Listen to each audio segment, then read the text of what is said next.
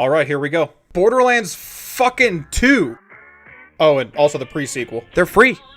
Right now. On the Epic Game Store. What are you doing?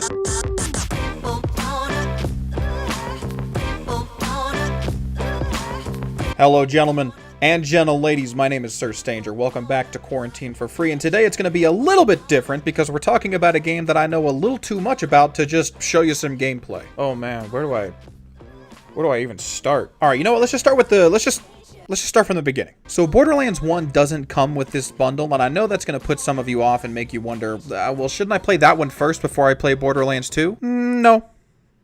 You're good. In terms of story.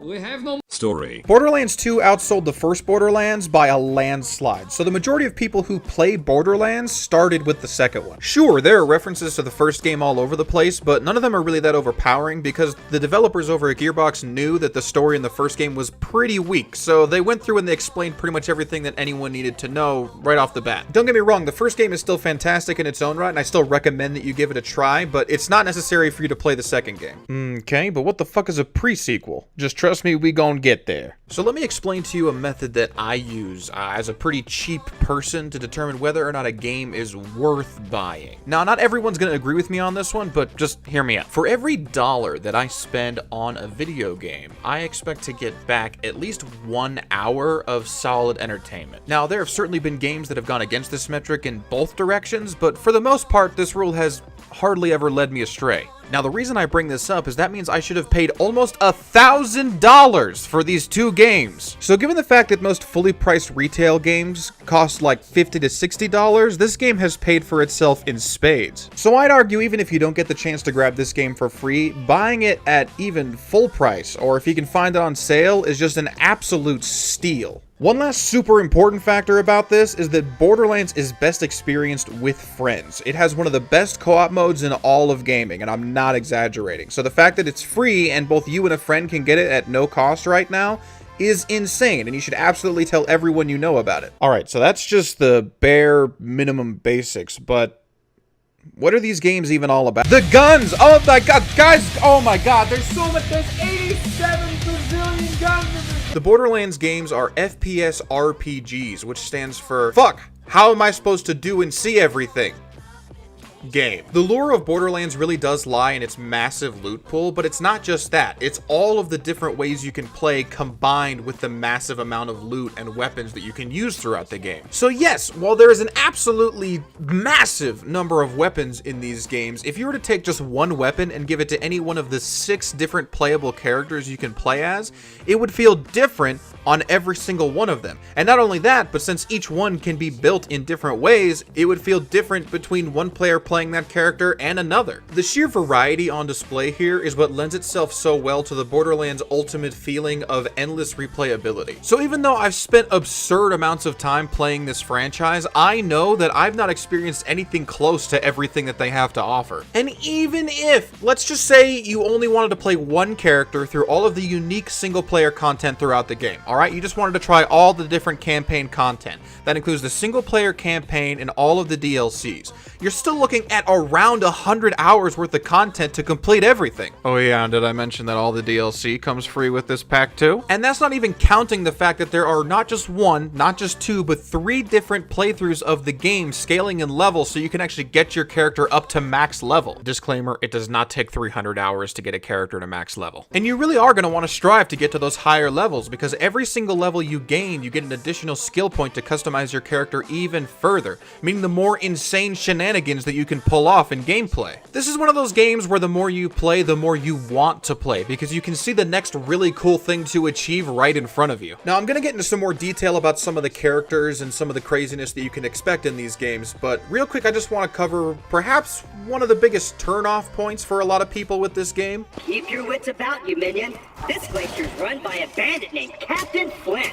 The jerk kept me as his torture plaything for a few months. We played games like Dodge the Blowtorch and Don't Get Dunked into the Pool of Acid. I was really good at the first one. Whoa.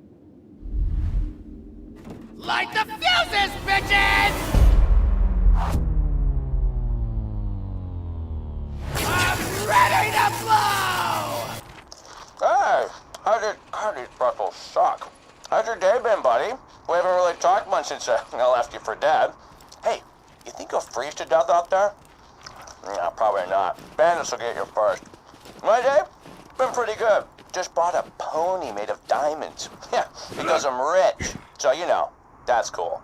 Goodbye. Borderlands has a sense of humor, and it's really not ashamed to let you know that. It has this combination of dark and random humor that's just naturally not going to resonate with some people. It's been described as childish or immature and sometimes even grating to certain people. Now, obviously, this has never been a problem for me, as I've always just considered this part of the franchise's charm that helps set it apart from other games. But for some people, this alone is a deal breaker, which I think is a shame. Since there's so many different ways to play this game, the gameplay is pretty wide-reaching, and most people can find something they enjoy about playing Borderlands. Especially, and I really cannot emphasize this enough, when you are playing with other people. But I can't really tell you what to do. If you're looking for a game that's going to take itself seriously, this just isn't the one. I'd still recommend giving it a shot and seeing how far you can get, and maybe you'll find some enjoyment out of it, but if you just really can't stomach it, then I guess don't bother. That's not to say that there's nothing serious about Borderlands at all, though. There's plenty of story beats where the game knows it's not time to be funny, and things definitely can get tense. Hey! Look at me, sure. Look at me, sure. Get this fucking game.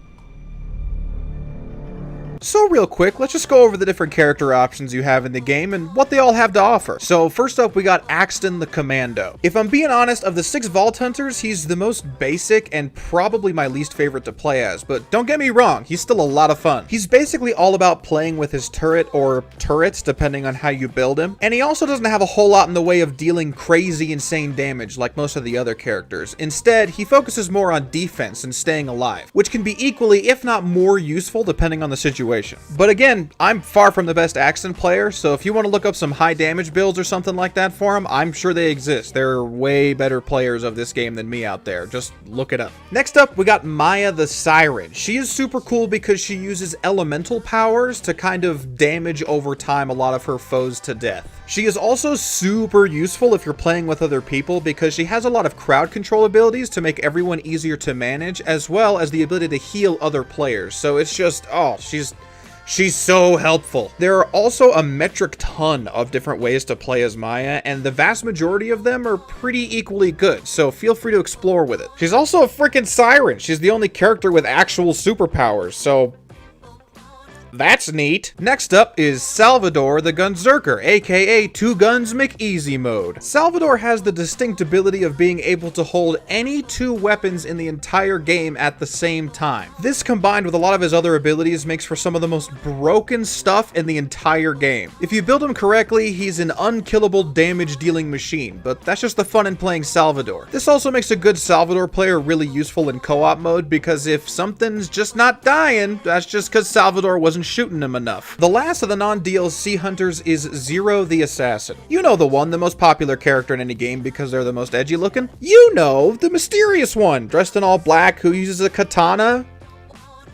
That guy. While probably best known for his stealth melee combat abilities, he's also the lone sniper in the game, as he has a lot of abilities that allow him to deal increased headshot damage and use snipers much more effectively. I personally prefer to play him as a sniper, but that's mostly because I believe there's a different Vault Hunter that just does better melee damage. Zero is also really squishy, meaning he dies pretty quick. He's one of the harder Vault Hunters to play, but he's also one of the most rewarding and extremely fun. He also has some of the most OP damage builds in the game, so if you're looking to just straight up one-shot bosses and the like, Zero's probably your guy. Borderlands 2 also had 2 DLC Vault Hunters that came out after the game's release, both of which come with the Handsome Collection. The first DLC Hunter to have come out was Gage the Necromancer.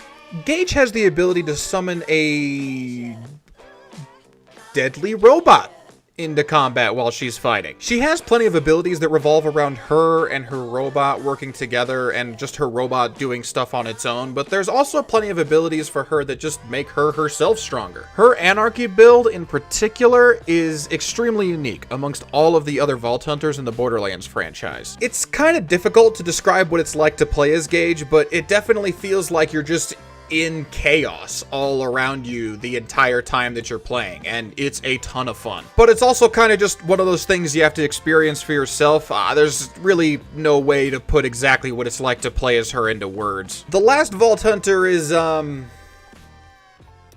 Krieg. have the shiniest meat bicycle!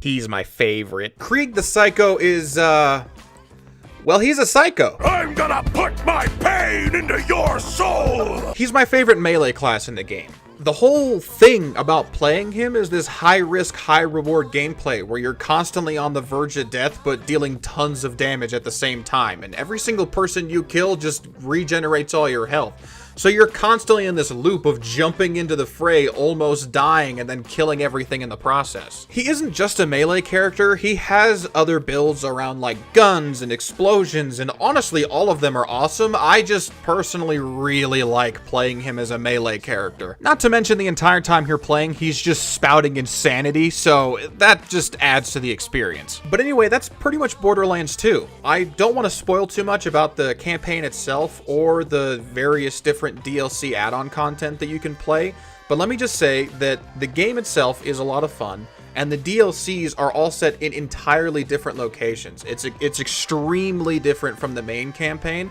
so the variety in enemies and locations that you fight in are super wide. Now, I'm almost out of time, but before I go, I do need to address the other game that comes with the Handsome Collection. So, the pre-sequel, as its namesake says, takes place right between Borderlands 1 and Borderlands 2. Now, you definitely need to have played Borderlands 2 before you play the pre-sequel, but Borderlands 1 is optional. The pre-sequel gets a lot of flack for a lot of different reasons. Probably the most valid criticism against the game is that a lot of the locations in it look pretty much the same, and so it can get a little bit samey playing it for a long time. That, and it didn't really do anything to change up the formula from Borderlands 2, but it also wasn't really supposed to. It has an entirely new roster of playable characters, a whole bunch of new weapons to choose from, and even a fair amount of new mechanics. I'd even argue that the story is paced a little bit better than some of the other Borderlands games. But overall, I'd still say the game is worth playing. It's a lot of fun. It is missing a lot of endgame content. There is only one DLC, there's only 2 playthroughs, and the level cap is pretty low, so there's only so much you can do with one character and one playthrough. Overall, it feels more like just one really big DLC for Borderlands 2. So if you liked playing Borderlands 2, this is just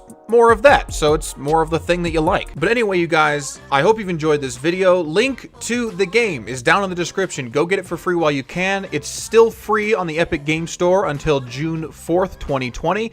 Even after that, like I said, I'd still recommend getting this pack. It's so much content, it's so much fun, and it's such a great value. I'm always going to recommend people get this game to play either by yourself or especially with friends. So please, if you like this video, please leave a like. If you'd like to say something, I'm reading every single comment I receive these days, so leave it down below and I'm definitely going to read it. Also, subscribe if you want more content like this. And remember, you keep that internet classy.